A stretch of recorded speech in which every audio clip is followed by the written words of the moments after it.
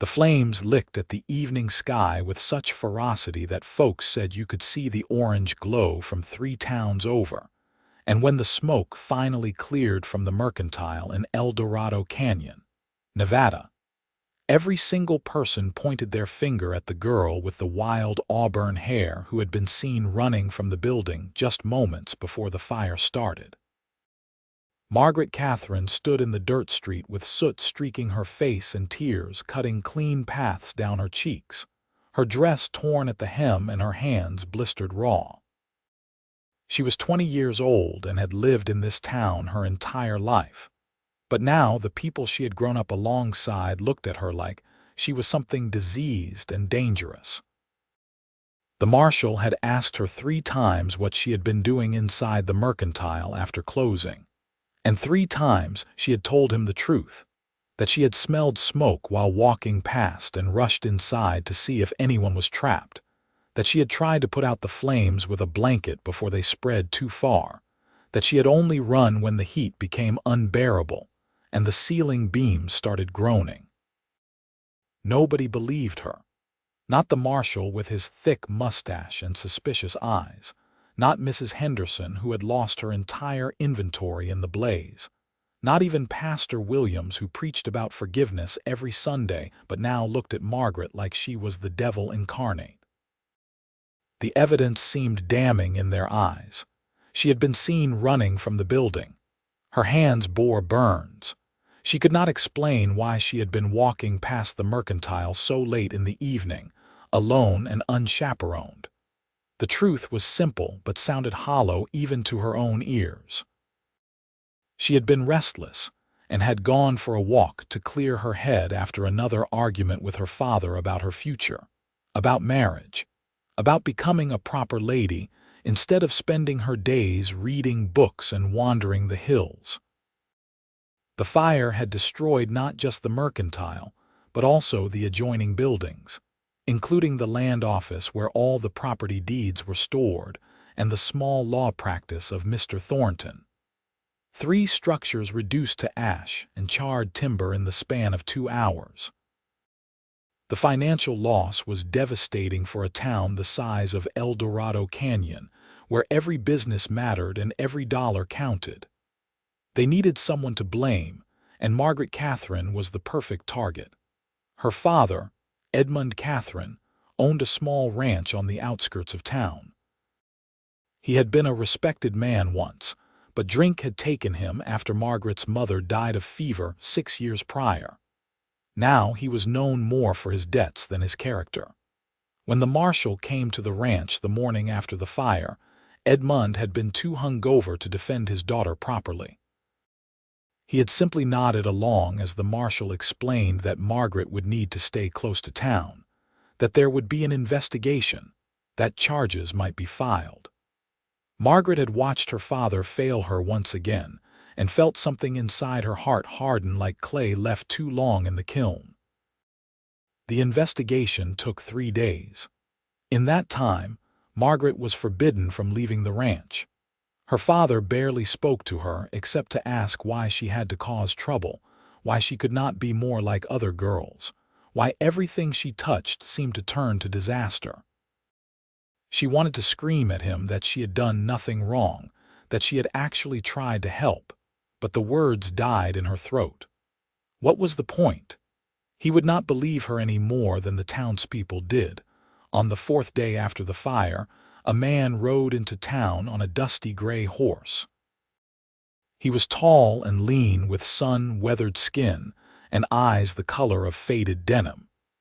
His name was Aaron Olsen, and he had been working cattle drives between Nevada and California for the better part of 5 years, ever since his own family's ranch in Wyoming had been foreclosed by the bank. He was 30 years old and tired in a way that went deeper than physical exhaustion. He had seen enough of the world to know that people were often cruel without cause, and that justice was rarely just.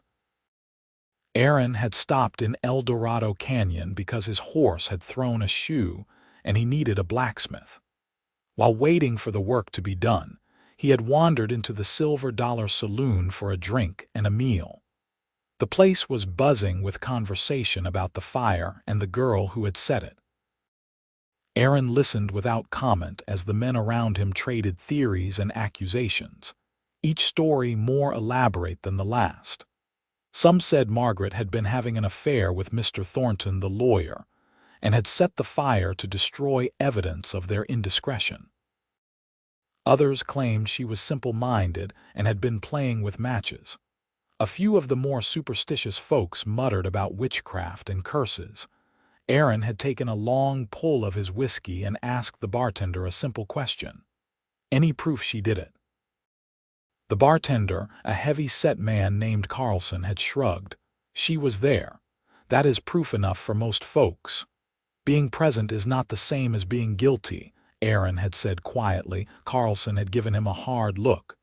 You do not know the girl. She has always been strange, reads too much, does not socialize properly.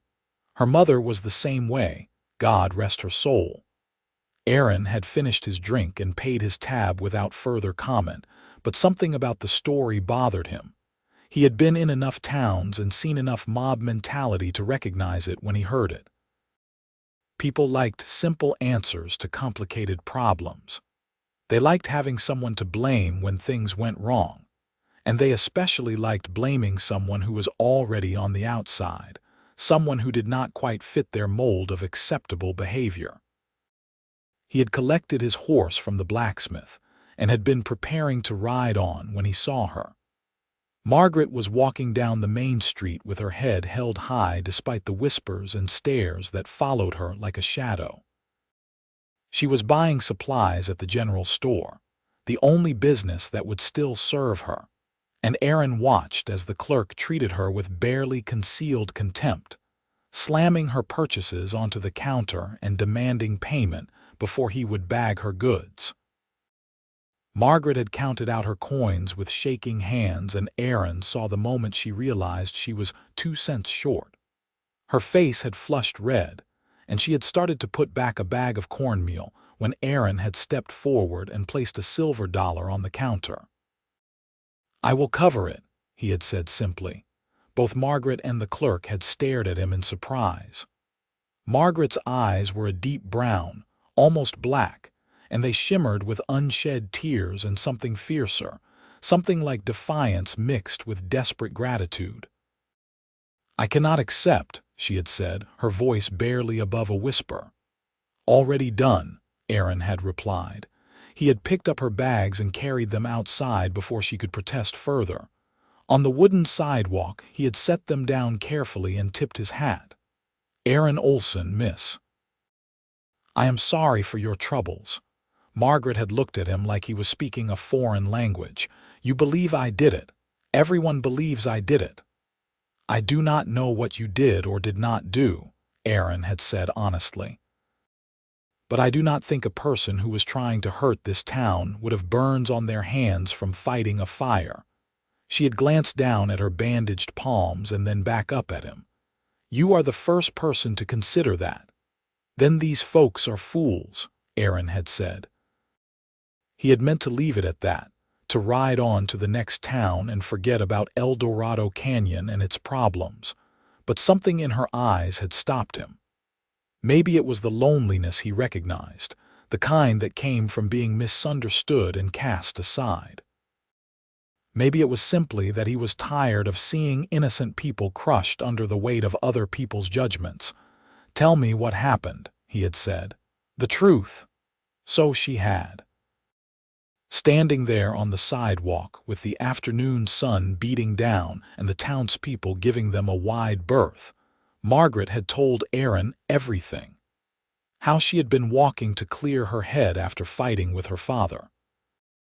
How she had smelled smoke and had seen the flicker of flames through the mercantile window. How she had tried the door and found it unlocked, which should have been strange, but in her panic, she had not thought about it. How she had rushed inside and seen the fire spreading from what looked like an overturned oil lamp in the back corner. How she had grabbed a blanket and tried to smother the flames, but they had been too strong, too fast. how she had run when the smoke had become too thick to breathe and had screamed for help once she was outside. "Did you see anyone else?" Aaron had asked. "Either inside or running away," Margaret had frowned, thinking. "I saw someone, or I think I did. When I first came around the corner, I saw a figure moving away quickly, heading toward the alley between the mercantile and the land office. But it was dark, and I was focused on the fire. I cannot be certain. Did you tell the marshal this?" I tried. "He said I was making up stories to deflect blame." Aaron had nodded slowly. He had dealt with enough lazy lawmen to know the type. "The fire started from an oil lamp, you said." "That is what it looked like, but Mrs. Henderson always kept her lamps on the front counter, not in the back.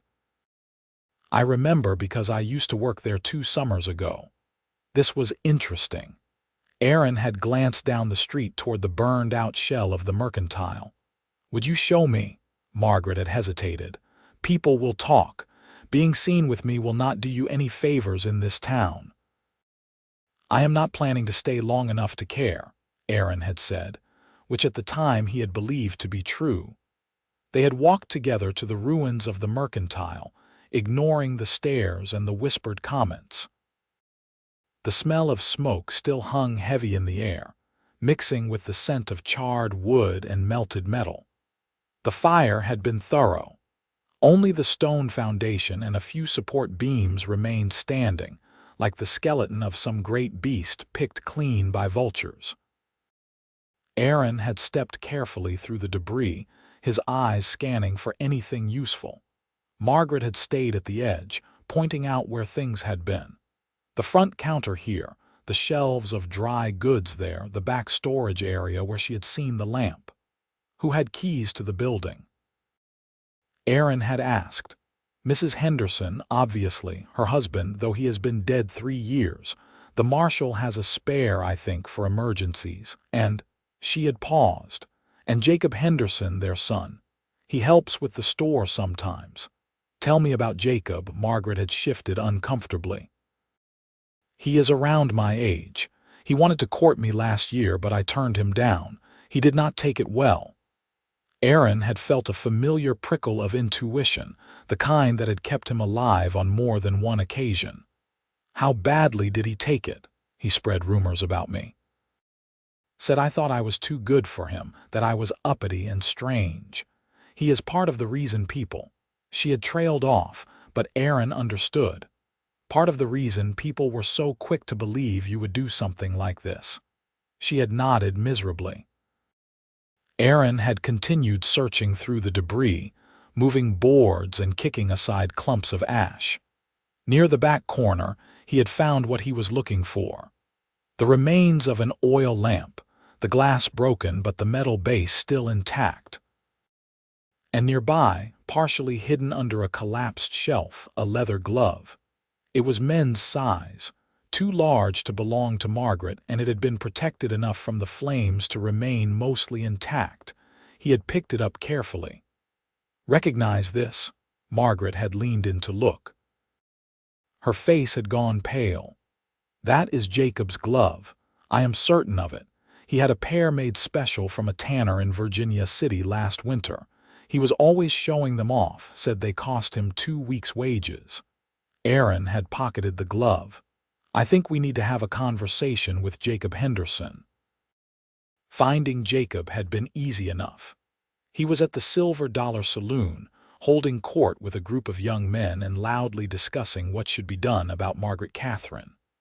When Aaron had walked in with Margaret beside him, the room had gone silent. Jacob had stood up slowly, his face flushing red. He was a stocky young man with his mother's sharp features and his late father's reputation for meanness when liquored up. "You have nerve coming in here," Jacob had said, though it was unclear whether he was addressing Margaret or Aaron. Aaron had tossed the glove onto the table in front of Jacob. "Believe you dropped this." Jacob had glanced at the glove, and Aaron had seen the flash of recognition before he schooled his features. "Do not know what you are talking about." "Funny thing," Aaron had said conversationally. I found that glove in the ruins of your mother's store, right near where the fire started.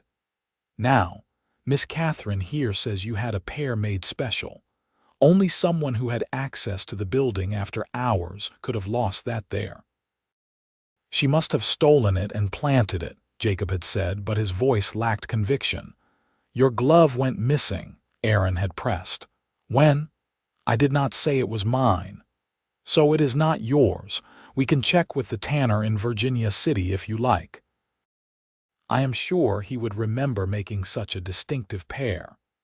Jacob's friends had begun to shift uncomfortably, edging away from him.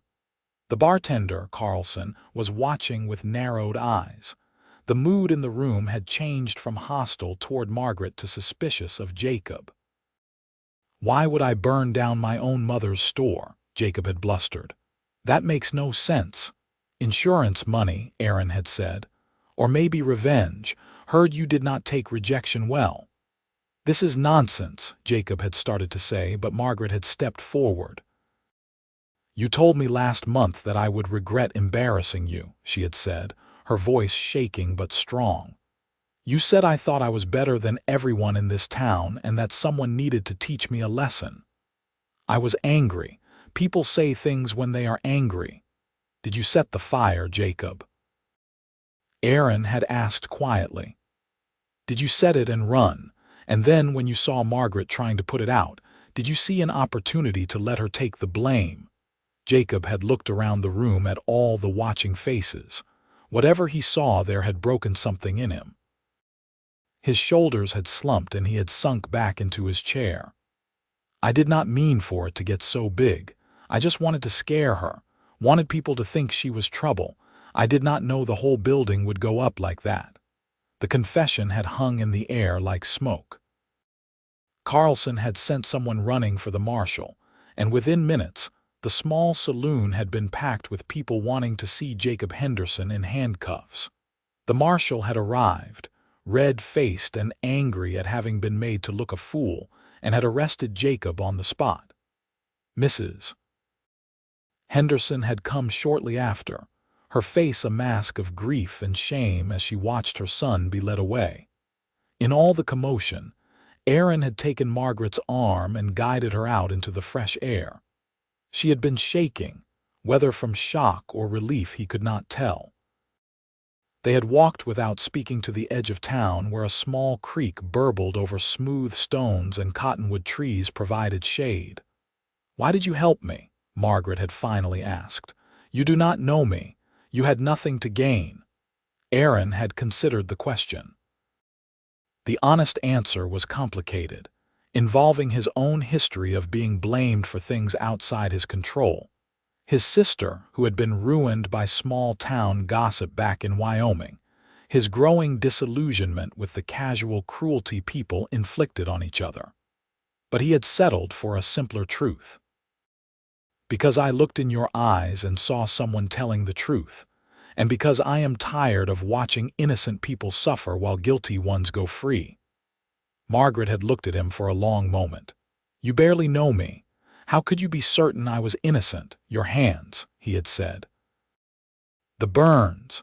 Someone setting a fire does not usually burn themselves trying to put it out, and your story made sense in a way their accusations did not. But mostly, I suppose I just chose to believe your heart over their words. She had started crying then, deep gasping sobs that seemed to come from somewhere profound and painful. Aaron had stood awkwardly for a moment before pulling her into an embrace. She had clung to him like a drowning person clutches driftwood, and he had held her until the storm passed. What will you do now? He had asked when she had finally pulled away, wiping her eyes. I do not know, Margaret had admitted. Stay here, I suppose. It is the only home I have ever known. Though I do not know if people will ever truly believe I was innocent, the story will always follow me. You could leave, Aaron had suggested. Start fresh somewhere new, she had laughed bitterly. With what money? My father is in debt up to his eyeballs. I have no skills that would earn me decent wages. Where would I go? Aaron had found himself saying something he had not planned. Come with me." Margaret had stared at him. "What?" "I am heading to California. There is work there, opportunities. You could start over where nobody knows your name or your history." "I cannot just leave with a stranger," Margaret had protested, though he heard the longing in her voice. "Then let me not be a stranger," Aaron had said. "Let me be someone who believes in you when others do not. Let me be someone who sees you for who you are, not what people say you are." It had been a bold offer, perhaps even foolish, but Aaron had meant every word. There was something about Margaret Katherine that called to him, something beyond her beauty or her circumstances. She had a strength that had not been broken despite everything working against her. She had intelligence and fire, and a core of integrity that reminded him why he had once believed in goodness. Margaret had not answered right away. They had walked back toward town as the sun began to set, painting the Nevada sky in shades of orange and pink that seemed almost mocking given recent events. At the edge of her father's property, she had stopped. "I need to think," she had said. "This is all happening so fast." "Think tonight," Aaron had agreed. "I will be camped by the creek. If you decide to come, meet me there at dawn." He had touched his hat and had watched her walk up the dusty path to the small ranch house. Then he had returned to the creek, had unsaddled his horse, and had made camp under the stars. He had not been certain she would come. Part of him thought he had been foolish to offer, to get involved in someone else's troubles when he had plenty of his own. But another part of him, the part he usually kept buried deep, whispered that maybe this was exactly what he had been looking for without knowing it. Margaret had lain awake most of the night in the small bedroom she had occupied since childhood. The walls were covered with drawings she had made as a girl, landscapes of the Nevada hills and portraits of her mother before the sickness had taken her. Her possessions were few and worn. A trunk of clothes, a small collection of books she had saved for and purchased one at a time, a music box her mother had given her that no longer played. This room, this house, this town, it was all she had ever known. Leaving would mean stepping into the unknown with nothing but hope and the word of a man she had met just hours ago. But what did she have if she stayed? A father who drank away his sorrows and blamed her for his failures. A town that would always see her as the girl who probably set the fire, even with Jacob's confession. She would never escape the shadow of suspicion. Every interaction would be colored by doubt, every relationship poisoned by the past. She would wither here like a plant denied water and sunlight. When the first gray light of dawn began to seep through her window, Margaret made her decision. She packed her trunk with her few possessions, dressed in her sturdiest traveling clothes, and wrote a brief note to her father. It said simply that she was leaving to start a new life, that she hoped he would find peace, and that she forgave him for not believing in her when it mattered most. She carried her trunk down the creaking stairs and left the note on the kitchen table. Her father was passed out in his chair, an empty bottle at his feet. For a moment, she considered waking him to say goodbye, but she knew how that conversation would go. He would either try to stop her or would not care enough to try at all. Either outcome would hurt. Better to leave quietly and let them both move forward. The walk to the creek took 20 minutes with the heavy trunk. Margaret had to stop twice to rest and switch hands, and by the time she saw the curl of smoke from Aaron's campfire, her arms were aching and she was breathing hard. He was awake and was making coffee in a battered tin pot. When he saw her struggling with the trunk, he immediately set down the pot and jogged over to help. "You came," he said, and she heard both relief and happiness in his voice. "I came," Margaret confirmed. "Though I might be making the biggest mistake of my life." "Or the best decision," Aaron countered. He lifted her trunk easily and carried it to the campsite. His horse was already saddled and ready to go. I admit I do not have a second horse. We will need to ride double until we reach the next town where I can purchase one. I have some money, Margaret offered. Not much, but enough to contribute. Keep your money. You will need it for when we get to California. They had shared the simple breakfast of coffee and hardtack that Aaron had prepared, and then they had packed up the camp. Aaron had helped Margaret up onto his horse and had swung up behind her, his arms coming around her to hold the reins. The physical closeness had been startling but not unpleasant. Margaret had felt safe for the first time in days, enclosed by his strength and the steady rhythm of his breathing. As they rode out of Eldorado Canyon, Margaret looked back only once. The town sat quiet in the early morning light, smoke rising from a few chimneys, the burned-out mercantile a black scar in the otherwise orderly row of buildings. She felt no nostalgia, no yearning to return, only a sense of possibility, of doors opening where before there had been only walls. They rode for most of the day, stopping occasionally to rest the horse and stretch their legs. Aaron was easy to talk to, asking questions about her life but not prying when she did not want to answer. He told her about his own background, about growing up on a ranch in Wyoming with 2 sisters and a brother, about his father who had been a good man but a poor businessman, about losing the ranch and scattering to find work where they could. "You ever see your family?" Margaret asked as they sat beside a small stream, letting the horse drink. "My brother headed east. Last I heard he was in Chicago working in a factory. My younger sister married a farmer in Kansas. My older sister, Eleanor, she died a few years back. Influenza." "I am sorry," Margaret said softly. Aaron was silent for a moment. "Eleanor was smart like you, always reading, always questioning things. The town she lived in did not appreciate it. They called her difficult, unwomanly. When she got sick, some of the local women said it was God's punishment for not knowing her place." His jaw tightened. "That is part of why I helped you. You reminded me of her. I could not help Eleanor, but I could help you." Margaret reached out and touched his hand briefly. "You did help me, more than you know." They purchased a horse for Margaret in the small town of Beatty, using some of the money Aaron had saved from his last cattle drive. The horse was a gentle chestnut mare with a white blaze on her forehead, and Margaret fell in love with her immediately, naming her Clover. With 2 horses, they made better time, crossing from Nevada into California over the course of a week. The journey was not easy. The landscape was unforgiving, all scrub brush and rocky hills with the sun beating down mercilessly during the day and the temperatures dropping at night.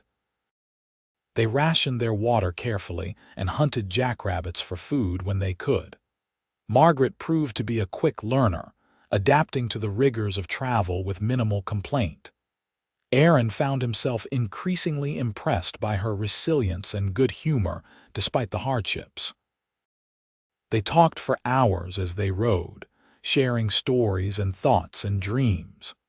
Margaret spoke of her love of books and learning, how she had taught herself basic mathematics and history from borrowed textbooks, how she had always felt constrained by the expectations placed on women in small towns.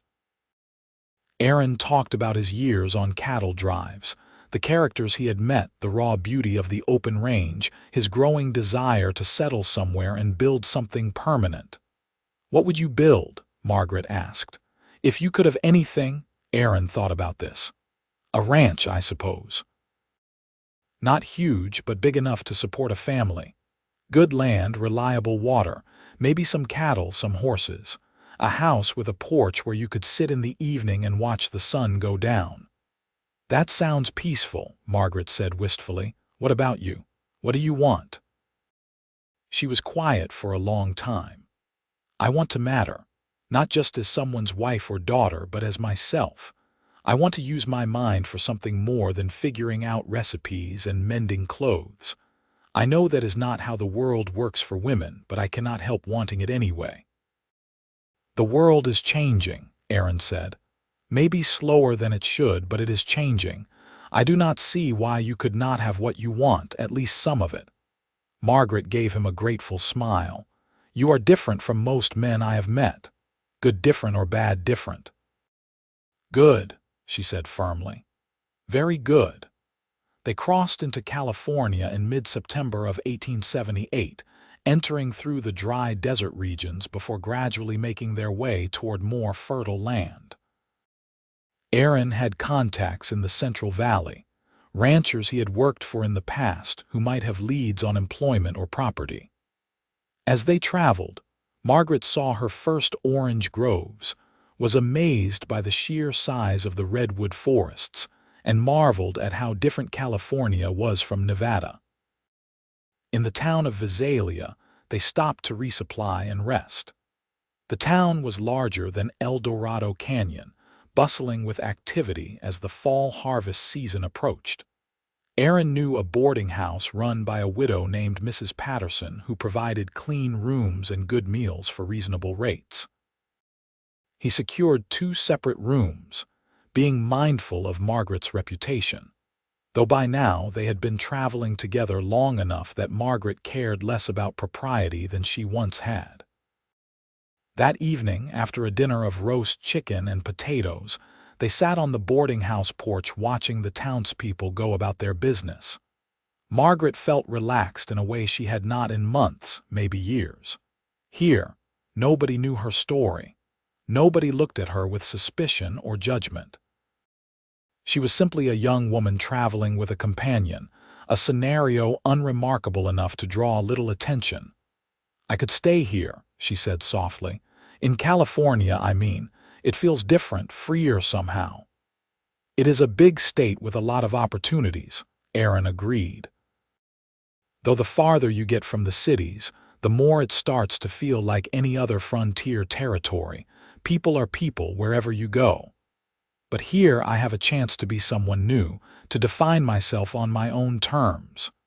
Aaron looked at her thoughtfully. "Is that what you want?" "To forget who you were," Margaret considered this. "Not forget, but maybe leave behind the parts that do not serve me anymore.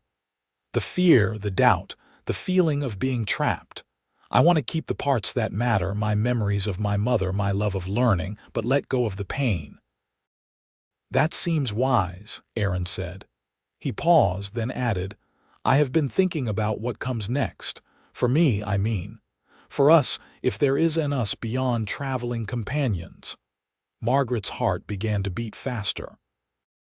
In the weeks they had spent traveling together, her feelings for Aaron had grown from gratitude to something much deeper. She admired his quiet strength, his fairness, his fundamental decency. She appreciated how he treated her as an equal rather than a burden or a possession. And she could not deny the physical attraction she felt, the way her skin warmed when they rode close together, the way she watched him move around their campsites with unconscious grace. "What have you been thinking?" she asked, trying to keep her voice steady. "I have enough saved for a down payment on land," Aaron said. "Nothing fancy, but a start. I was thinking somewhere around here might be good, close enough to markets for selling beef or horses, but far enough out to have space and privacy. I could file a homestead claim, start building." "That sounds wonderful," Margaret said sincerely. Aaron turned to face her fully. "I would like you to stay, to be part of it. I know we have not known each other long, and I know I have no right to ask this of you, but Margaret, I have not felt this way about anyone before. You are smart and brave, and you make me want to be better than I am. I do not have much to offer right now except hard work and a lot of uncertainty, but if you would be willing to take a chance on me, on us, I promise I will spend every day trying to make you happy." Margaret felt tears prick her eyes, but these were happy tears, joyful tears. "Aaron, I would not want to be anywhere else or with anyone else. Yes, I will stay. Yes, I will build a life with you." He had kissed her then, gentle and questioning at first, then deeper as she responded. It was Margaret's first real kiss, and it felt like coming home to a place she had never been but had always been seeking. When they finally pulled apart, both were breathing hard and Aaron's eyes were bright with emotion. "We should do this properly," he said. "Find a preacher, get married. I want everyone to know you are mine and I am yours." "Yes," Margaret said simply. "Yes to all of it." They were married 3 days later in a small church in Visalia by a Methodist minister who asked no questions and seemed genuinely pleased to perform the ceremony. Margaret wore a simple blue dress she had purchased with some of her savings, and Aaron bought a new shirt for the occasion. Mrs. Patterson and 2 of her other boarders served as witnesses. It was not the grand wedding Margaret had imagined as a girl, but it felt more real and more meaningful than any elaborate ceremony could have been. That night, in the room they now shared as husband and wife, Aaron was gentle and patient with Margaret's inexperience. He took his time, making sure she felt safe and cherished, and when they finally came together completely, Margaret felt a sense of rightness that went beyond the physical. This was her partner, her equal, her choice. Not an arrangement made by others, but something she had chosen freely. The next morning, they began the practical work of building their future. Aaron spent days riding through the surrounding countryside, looking at available land. Margaret researched prices and requirements at the land office, learning about homestead laws and water rights. Together, they made a list of everything they would need, from building materials for a house to livestock to tools and supplies. After 2 weeks of searching, Aaron found a property that seemed perfect. It was about 15 miles outside of Visalia, 160 acres with a reliable creek running through it, good grazing land, and a stand of oak trees that would provide timber for building.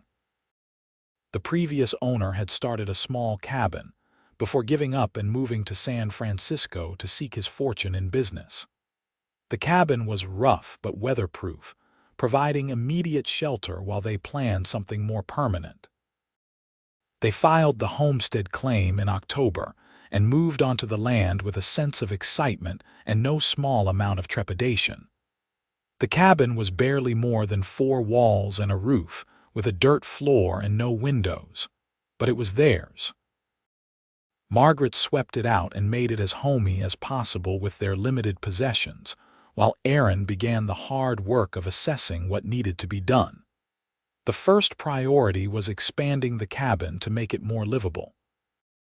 Aaron had some carpentry skills from helping build barns and bunkhouses on various ranches, and Margaret proved to be a quick study, learning to measure and cut boards, to pound nails straight, to think 3-dimensionally about construction.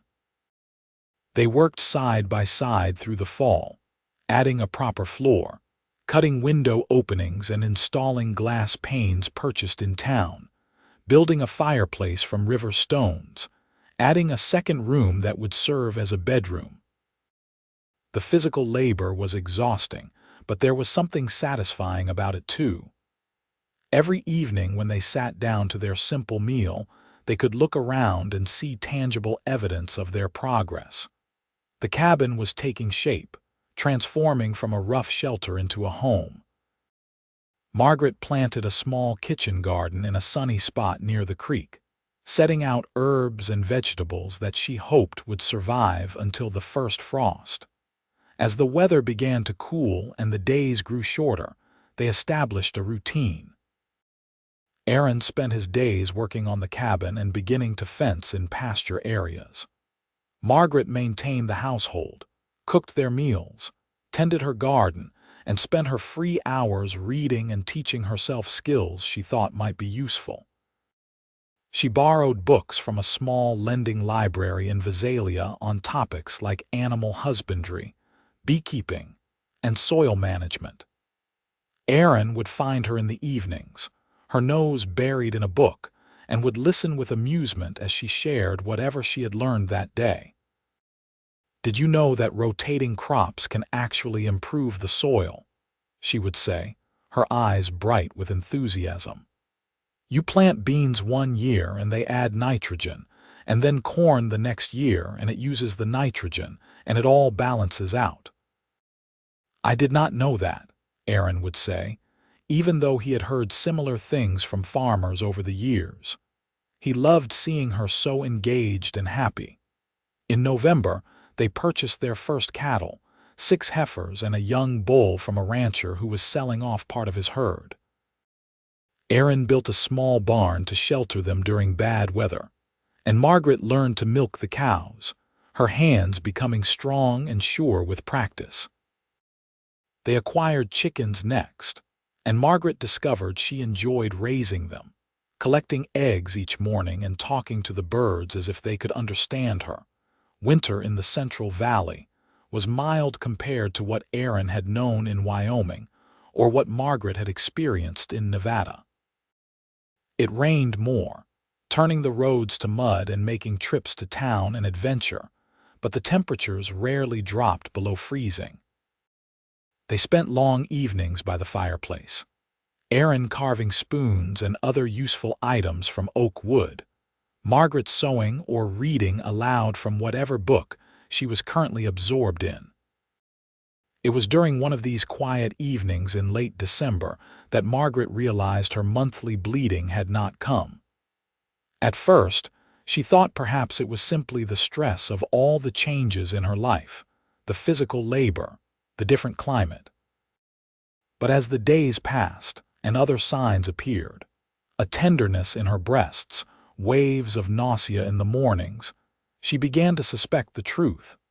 She told Aaron on Christmas Eve, after they had shared a special meal of roast chicken and the last of the potatoes from her garden. They had exchanged modest gifts, a new knife for him, a beautiful shawl for her that he had purchased from a Mexican trader who had passed through the area. As they sat by the fire, Margaret took Aaron's hand and placed it on her still flat stomach. "We are going to have a baby," she said softly. Aaron's face had gone through a series of expressions: shock, wonder, fear, joy, all flickering past in rapid succession before settling on something that looked like pure happiness. "Truly?" he asked. "I think so. I am fairly certain." He had pulled her into his arms and held her so tightly she had to remind him to be gentle. "A baby. We are going to be parents." "Are you happy?" Margaret asked, suddenly uncertain. "Happy, Margaret, I am terrified and thrilled in equal measure, but yes, I am happy. This is everything I wanted without quite knowing I wanted it." The pregnancy progressed through the winter and into spring. Margaret suffered from morning sickness that Aaron quickly learned to manage by having dry crackers ready for her first thing upon waking. As her belly began to swell, he became increasingly protective, insisting she not lift anything heavy, that she rest whenever she felt tired, that she let him handle the more strenuous chores. Margaret found the attention both endearing and occasionally frustrating. She was pregnant, not an invalid, and she chafed at being treated as fragile. But she also recognized that Aaron's concern came from a place of love, and she tried to be patient with his well-meaning fussing. In March, they made a trip to Visalia to consult with the town doctor, a gruff older man named Dr. Hendricks, who examined Margaret and pronounced her healthy and the pregnancy progressing normally. He gave them instructions for the coming months and recommended they find a midwife to assist with the birth. Margaret arranged for Mrs. Patterson, who had assisted with numerous births during her years running the boarding house, to come stay with them when her time drew near. Spring brought new life to the ranch in more ways than one. The cattle had adjusted well to their new home, and the cows gave birth to 4 calves, healthy and strong. Margaret's garden, carefully tended through the winter, exploded with growth as the weather warmed, providing them with fresh vegetables and herbs. Aaron planted a small orchard, saplings of apple and pear trees that would take years to mature, but represented his faith in their future. They hired a young man named Tom Carpenter to help with the heavier ranch work, paying him modest wages and offering him a place to sleep in the barn. Tom was 19, fresh off a cattle drive from Texas, and eager to learn ranching. He was respectful of Margaret, calling her Mrs. Olsen and always removing his hat in her presence, and he worked hard without complaint. Aaron appreciated the help, especially as Margaret's pregnancy progressed, and he wanted to be closer to the house in case she needed him. In May, when Margaret was 7 months along, they had visitors. A wagon pulled up to the ranch one afternoon carrying a well-dressed couple in their 40s. Aaron, who had been mending a fence, approached cautiously. Strangers were unusual this far from town, and old habits of wariness died hard. The man who climbed down from the wagon had salt and pepper hair and a kind face. He introduced himself as Robert Morris, a lawyer from San Francisco, and the woman with him was his wife, Clara. They had a letter with them, yellowed and worn, addressed to Margaret Katherine.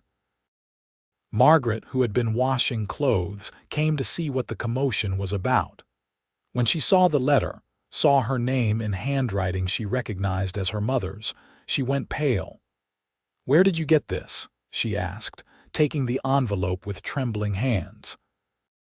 Robert Morris explained that he had been her mother's lawyer before she married and moved to Nevada. Margaret's mother, it turned out, had come from a moderately wealthy family in San Francisco. When she had chosen to marry Edmund Katherine against her family's wishes, they had disowned her. But her grandmother, who had disagreed with the family's harsh stance, had set up a trust fund in Margaret's name to be delivered upon her marriage or her 21st birthday, whichever came first. "Your mother gave me this letter to hold until that time," Robert explained. "It took some effort to locate you. We sent inquiries to Eldorado Canyon and were told you had left town suddenly last fall. We have been trying to track you down ever since." Margaret opened the letter with shaking hands. Inside, in her mother's elegant script, was a message that made tears stream down her face. Her mother wrote of her love, of her hopes for Margaret's future, of her regrets that her own choices had led to such a hard life. She wrote that the money from the trust was meant to give Margaret opportunities, to allow her to make choices based on her heart rather than necessity. She begged Margaret to use it wisely, to be happy, to live fully in a way she herself had not always managed. The trust fund, Robert Morris explained, amounted to $3,000, a substantial sum. It had been invested conservatively and had grown over the years. Margaret was now a woman of independent means. Aaron and Margaret sat in stunned silence after the Morrises left, promising to send the formal paperwork within the week. $3,000 was more money than either of them had imagined having. It could pay off the land completely, buy more cattle, hire more help, build a proper house instead of the expanded cabin they currently occupied. "This changes everything," Margaret whispered. "Not everything," Aaron said carefully. "We built what we have through our own work. This just makes things easier."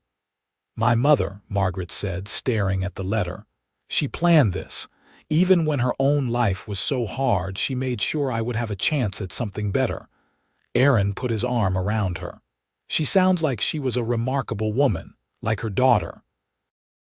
They spent several days discussing how to use the money. Margaret insisted that it belonged to both of them now, that they were partners in everything, but Aaron wanted her to feel ownership over the decisions. They finally agreed on a plan. They would use a portion to buy more land, expanding their holdings. They would invest in better livestock, building a herd that could provide sustainable income. They would build a proper house, something solid and comfortable that could accommodate their growing family. and they would set aside a substantial amount as savings, a security against bad years or emergencies. Construction on the new house began in June, with Aaron hiring a crew of carpenters from Visalia to help with the work. Margaret, now 8 months pregnant and uncomfortable in the summer heat, designed the layout, insisting on a large kitchen with windows on 2 sides, a parlor with built-in bookshelves, 3 bedrooms upstairs, and a wide porch that wrapped around 2 sides of the building. It was more house than they strictly needed, but as Aaron pointed out, they were planning for the future. Margaret went into labor on a sweltering afternoon in late July. Aaron had been working with the construction crew on the new house when Tom came running to tell him it was time. By the time he reached the cabin, Mrs. Patterson had arrived and had taken charge, boiling water and laying out clean linens and issuing instructions in a calm, competent voice that helped ease Aaron's panic. The labor was long and difficult, lasting through the night and into the next day. Aaron paced outside the cabin, wearing a path in the dirt, listening to Margaret's cries and feeling helpless. Tom tried to distract him with conversation and food, but Aaron could focus on nothing except what was happening inside. Finally, in the early afternoon of July 28, 1879, the baby was born. A boy, healthy and squalling with indignation at being thrust into the world. Mrs. Patterson cleaned him up and wrapped him in a soft blanket before placing him in Aaron's shaking arms. "You have a son," she said with a smile, "and your wife is asking for you." Aaron carried the baby inside to where Margaret lay exhausted but radiant on the bed. Her hair was plastered to her forehead with sweat and her face was pale, but when she saw Aaron and the baby, she smiled with such joy that Aaron felt his eyes well with tears. "We made this," she whispered. "Look what we made together." They named him Samuel after Aaron's father, Samuel Robert Olsen. He had his mother's dark eyes and his father's nose, and from the start, he had a healthy set of lungs that he was not afraid to use. The first few weeks were a blur of sleepless nights and constant demands, but Aaron and Margaret navigated them together, taking turns walking the floor with a fussy baby, learning to interpret different cries, marveling at each tiny milestone. The new house was completed in September, just as the summer heat began to break. It was everything Margaret had envisioned, solid and spacious with large windows that let in light and air. They moved their modest possessions into it, and for the first time, Margaret felt like she was truly home, not just surviving but thriving. As autumn painted the oak trees in shades of gold and red, they settled into a new rhythm. Aaron managed the ranch with Tom's help, the cattle herd now numbering 20 head, the horses 5. They had purchased 2 pigs and expanded the chicken flock. The ranch was beginning to turn a profit, not huge amounts but enough to live comfortably and reinvest in growth. Margaret cared for Samuel while also managing the household and maintaining her garden. She had discovered a talent for making cheese from the milk the cows produced, and her cheeses had become popular at the Visalia market. She sold them on her weekly trips to town, enjoying the social interaction and the independence of having her own small income. Life was not without challenges. There were droughts that stressed their water supply, cattle that fell ill, crops that failed despite careful tending. But they faced each challenge together, supporting each other through difficulties and celebrating successes. Their partnership, forged in the fire of Margaret's false accusation and tempered by the hard work of building a life from nothing, was strong and enduring. On their first wedding anniversary, Aaron surprised Margaret with a gift. It was a book, but not just any book. It was a journal, leather-bound and beautiful, with her name embossed on the cover. Inside the front cover, Aaron had written in his careful, unpracticed script, "For Margaret, who taught me that believing in someone's heart is the greatest gift you can give. Record our story so Samuel and his children will know how much we love them, even before they were born." Margaret had cried, which she seemed to do easily since Samuel's birth, and had kissed Aaron deeply, thanking him not just for the gift but for everything, for believing in her, for building this life with her, for being exactly who he was. That night, after Samuel was asleep in his cradle, Margaret made the first entry in the journal. She wrote about the fire in Eldorado Canyon, about the loneliness and fear she had felt when everyone turned against her, about the cowboy who had chosen to believe her heart over their words. She wrote about their journey to California, about building the ranch, about the love that had grown between them like something alive and vital. She wrote about Samuel and her hopes for his future. And she wrote about how sometimes the worst thing that happens to you can lead to the best thing in your life, if you are brave enough to let it. The years that followed were full and rich. Samuel grew into a curious, energetic toddler who followed his father around the ranch, mimicking everything Aaron did. When he was 3, Margaret became pregnant again, and in the spring of 1883 they welcomed a daughter they named Elena Rose, after Aaron's sister and Margaret's mother. Elena had her father's fair hair and her mother's determined chin, and from the moment she arrived, she had her older brother wrapped around her tiny finger. The ranch continued to prosper. Aaron's reputation for fair dealing and quality livestock spread through the region, and they were able to expand their holdings, purchasing an adjacent property when it became available. They hired more help, including a married couple who managed the day-to-day operations, allowing Aaron more time with his growing family. Margaret became involved in efforts to establish a school in the area. With her mother's inheritance and her own earnings from her cheese business, she donated money toward building a schoolhouse and hiring a teacher. When the school opened in 1885, Samuel was among the first students, and Margaret volunteered to help with reading lessons, delighted to have an outlet for her love of learning. The town of Visalia grew and changed around them. What had been a relatively small agricultural community was expanding, drawing new residents attracted by the fertile land and opportunities. With growth came complications, disputes over water rights, conflicts between farmers and ranchers, the usual tensions that accompanied progress. Aaron served on various committees and boards, using his level-headed judgment to help mediate conflicts. Margaret hosted community gatherings at the ranch, her natural warmth and intelligence making her well-respected despite her relative youth. In 1886, Margaret's father died. They received a brief letter from the marshal in Eldorado Canyon, informing her that Margaret Katherine had passed away in his sleep, likely from the cumulative effects of years of drinking. There was no property or money to inherit, only debts. Margaret felt a complicated grief for the man who had failed her so profoundly, but who had once been a good father, before life and sorrow had broken him.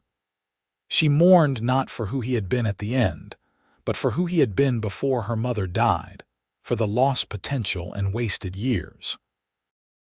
Aaron held her as she cried, understanding that grief was rarely simple or straightforward.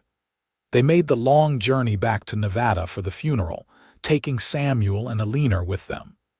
It was strange for Margaret to see Eldorado Canyon again after so many years. The mercantile had been rebuilt. Mrs. Henderson had moved to live with relatives in Carson City, and Jacob Henderson had served 3 years in prison before being released and leaving the area. Most of the people who had blamed Margaret so readily were still there, older and weathered by the harsh Nevada climate. At the funeral, several people approached Margaret with awkward apologies, saying they had been wrong to judge her so harshly. Margaret accepted their words with grace, though privately she thought the apologies came far too late to matter much. What mattered was the life she had built, the family she had created, the love she had found with a lonely cowboy who had chosen to believe in her. They returned to California, relieved to leave the past behind once more. The ranch welcomed them back like an old friend, familiar and comforting. Samuel, now 6, ran to check on his favorite horse. Eleanor, 3 years old and fearless, demanded to visit the chickens. Aaron and Margaret stood on the porch of their home and looked out over land they owned free and clear, at the life they had built through hard work and mutual support. "You ever regret it?" Aaron asked. "Coming with me, leaving everything you knew?" Margaret took his hand and squeezed it. "I left nothing and gained everything. You gave me a chance when no one else would. You believed in me when belief seemed foolish. You loved me before you even knew me. How could I regret that?" "I was selfish," Aaron admitted. "When I offered to help you, part of it was for my own reasons. You reminded me of Eleanor, yes, but you also made me feel something I had not felt in a long time. Hope, maybe, or purpose. I wanted to help you, but I also wanted to know you, to be near you."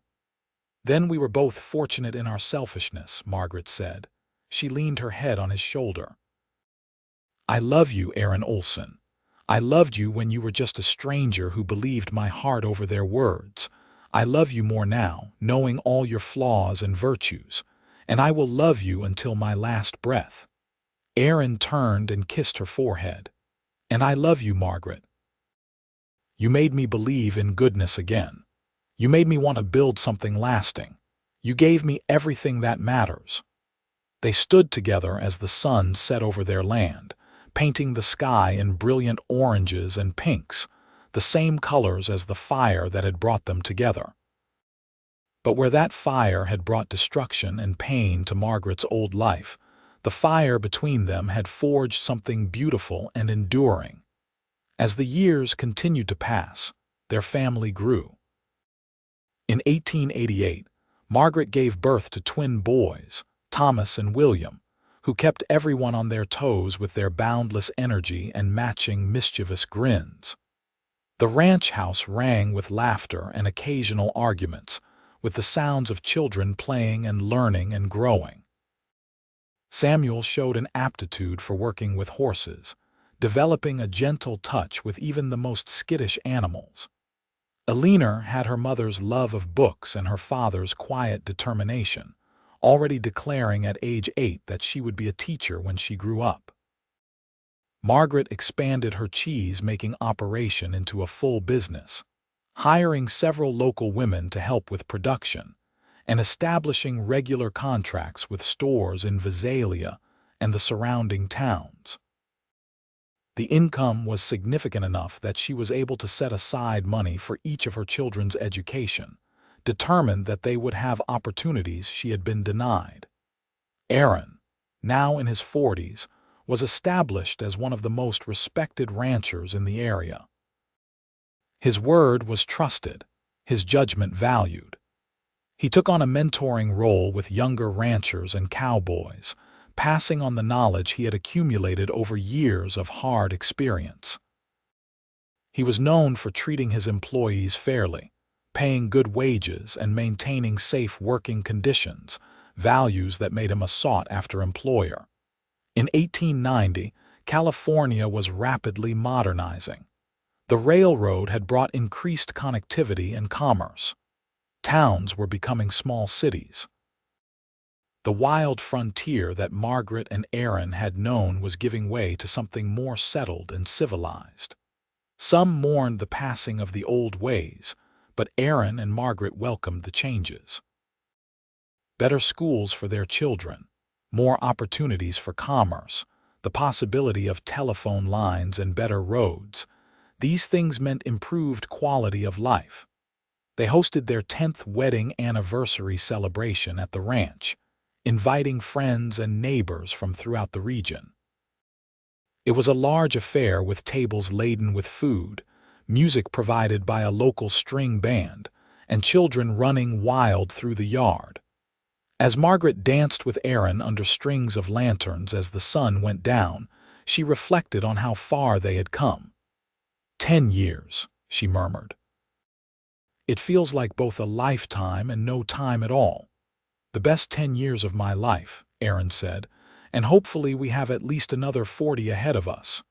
At least, Margaret agreed. She looked around at their children, Samuel now 11, and dancing awkwardly with a girl from his school. Alina teaching the twins a complicated clapping game. Baby Victoria sleeping contentedly in Mrs. Patterson's arms.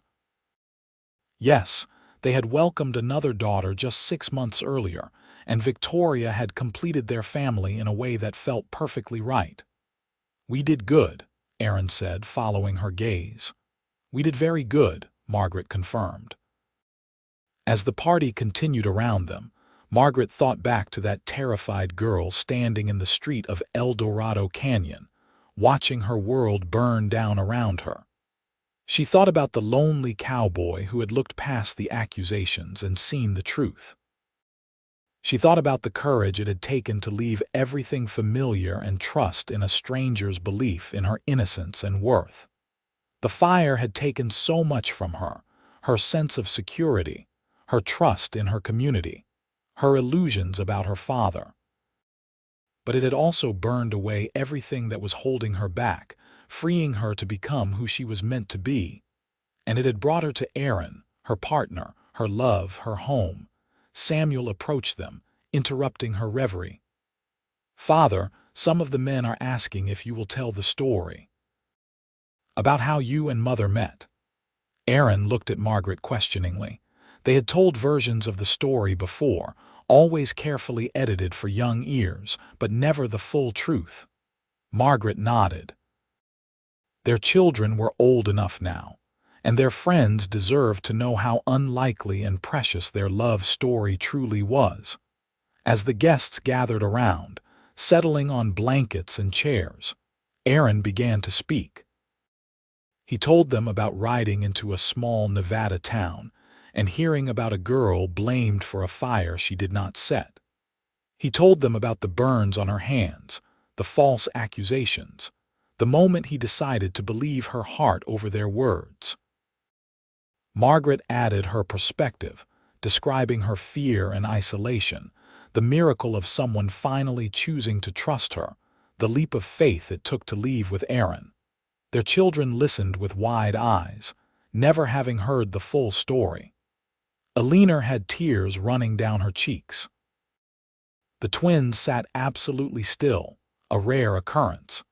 Samuel looked at his parents with new understanding and respect. When the story was finished, there was silence for a moment. Then Mrs. Patterson, who had been there from nearly the beginning, raised her glass. To Aaron and Margaret, who proved that love can bloom even in the ashes of injustice, and that faith in another person is never misplaced when given freely and honestly. Everyone raised their glasses and echoed the toast. The party continued late into the night, but for Margaret, the best moment had already passed. She had her story told and witnessed, her family around her, her love beside her. The years that followed were kind to them. The ranch continued to prosper, growing into one of the largest and most successful operations in the county. Samuel took on more responsibility as he grew older, eventually taking over much of the day-to-day management. Alina went to Teachers College in San Francisco, fulfilling her childhood dream, and returned to teach at the school her mother had helped establish. The twins developed different paths, Thomas interested in the business side of ranching, William drawn to veterinary medicine. Victoria, the baby, showed early signs of inheriting her mother's entrepreneurial spirit, already at age 7 selling vegetables from the garden to neighbors for pocket money. Margaret and Aaron grew older together, their hair turning gray, their faces lining with wrinkles earned through years of laughter and hard work. They remained deeply devoted to each other, still holding hands while walking around the property, still stealing kisses when they thought no one was watching, still finding joy in quiet conversations on the porch as the sun set. In 1898, as the century drew to a close, they celebrated their 20th anniversary with a smaller, more intimate gathering. Their oldest children were now adults with lives and plans of their own. Samuel had married a local girl, Sarah, and they were expecting their first child, making Margaret and Aaron impending grandparents. Alina was courting a fellow teacher, a serious young man who treated her with respect and admiration. The twins were finishing their schooling. Victoria was a whirlwind of activity at 11, involved in every possible activity. 20 years, Margaret said as they sat on the porch that evening. The guests departed, the house quiet except for the distant sound of Victoria playing piano inside. Sometimes I still cannot believe we built all this from nothing. Not nothing, Aaron corrected. We had each other. That was more than enough to start with. Margaret leaned her head against his shoulder. Do you remember that first night by the creek, when you told me to meet you at dawn if I decided to come with you? I remember lying awake all night, terrified you would not come, equally terrified that you would. I had no idea what I was doing, offering to take you with me. It was reckless and impulsive. It was brave, Margaret said. You risked your own peace and security to help someone you did not know.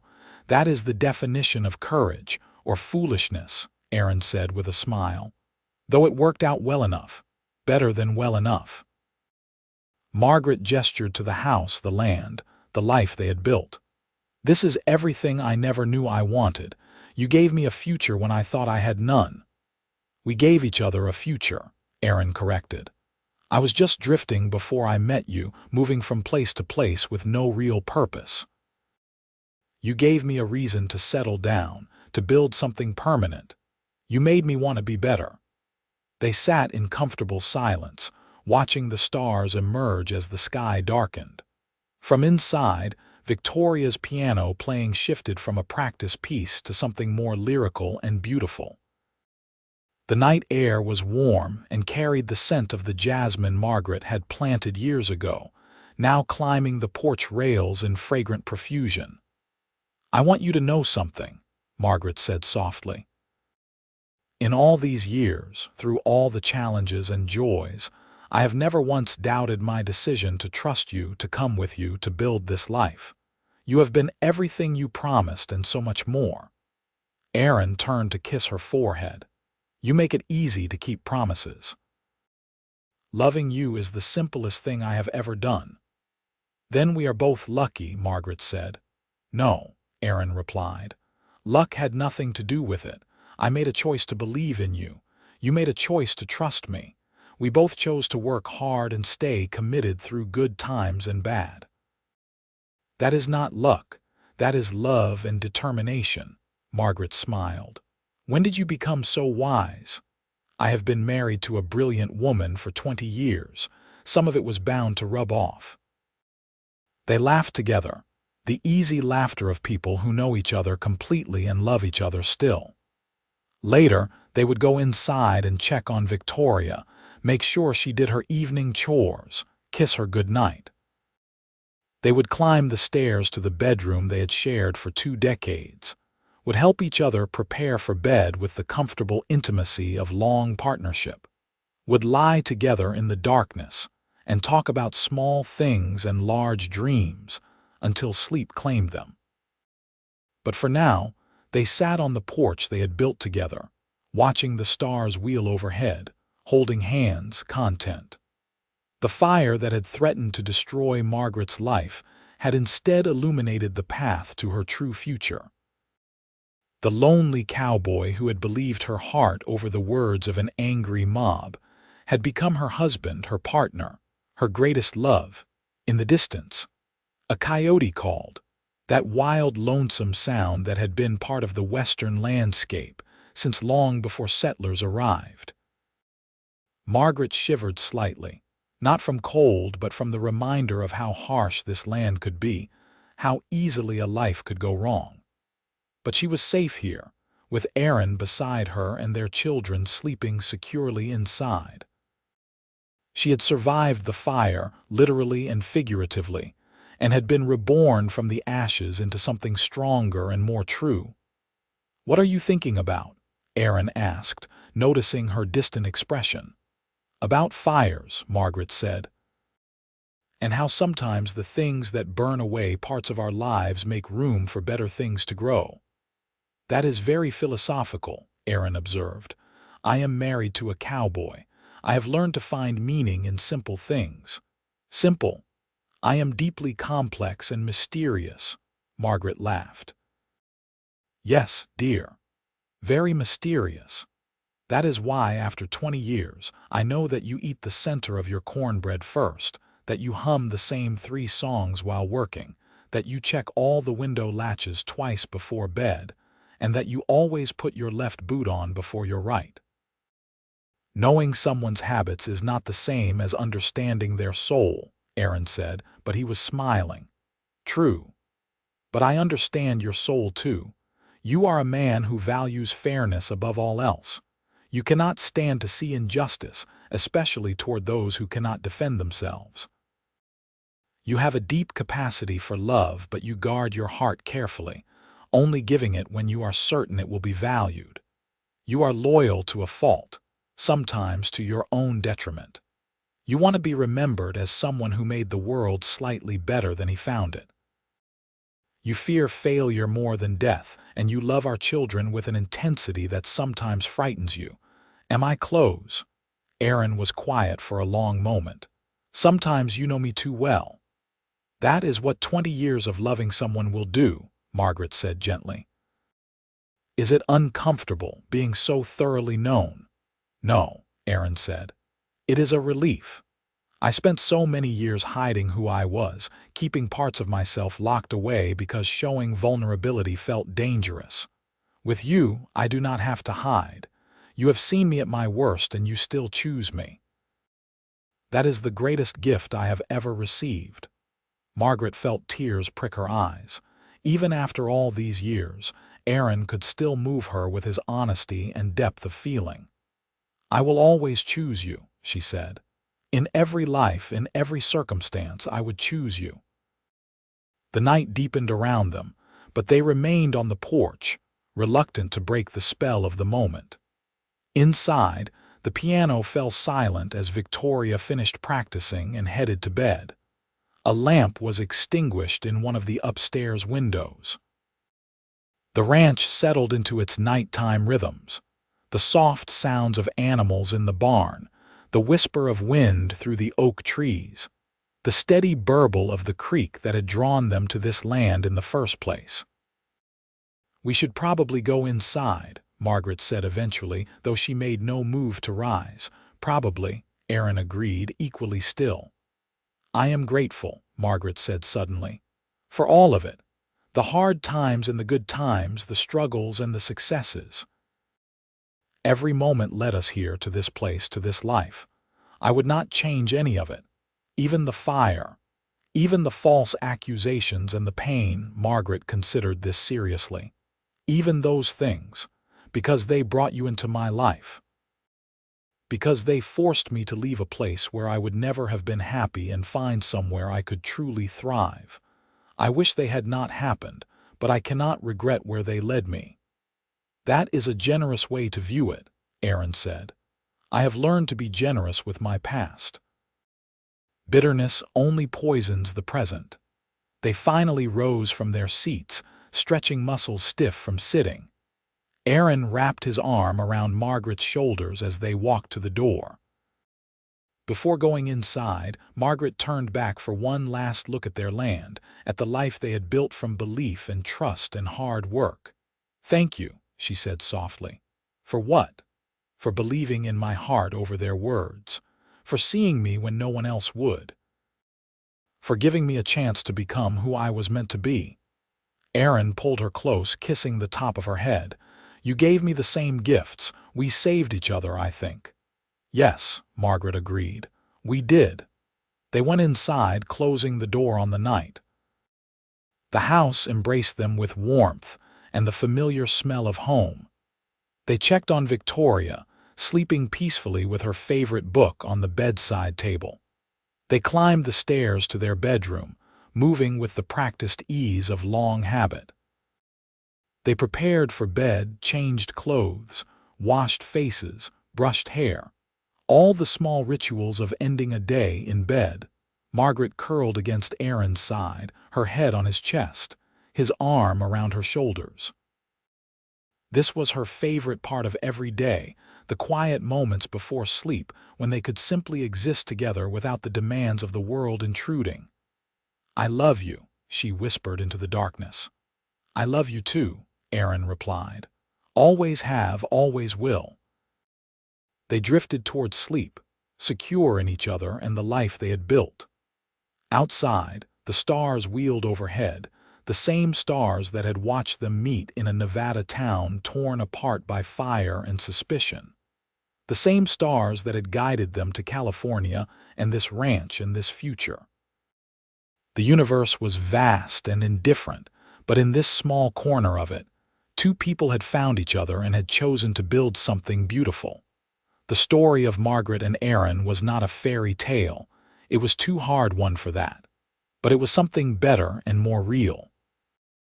It was a story of courage and trust, of looking past surface judgments to see the truth beneath, of believing in someone when belief seemed foolish. It was a story of building a life together through determination and mutual respect. It was a love story in the truest sense, not because it was easy but because it endured. And as they slept, wrapped in each other's arms, their children dreaming in nearby rooms, their ranch peaceful in the California night, their story continued. It would continue in their children and their children's children, in the lessons they taught about fairness and trust, in the example they set of what love could be when given freely and honored faithfully. The town had blamed her for the fire. The lonely cowboy had said he believed her heart over their words, and from that moment of faith, everything else had followed, a lifetime of love and partnership and belonging. Sometimes, Margaret knew, one person's belief is all it takes to change everything. One person choosing to see the truth instead of accepting the easy lie. One person extending a hand when everyone else turns away. Aaron had been that person for her. And in return, she had been that person for him, seeing past his loneliness and wandering to the good man beneath, the man who wanted to build something lasting and meaningful. They had saved each other, not dramatically with grand gestures, but quietly through steady faith and daily choice. That was the real story, the one worth telling and remembering.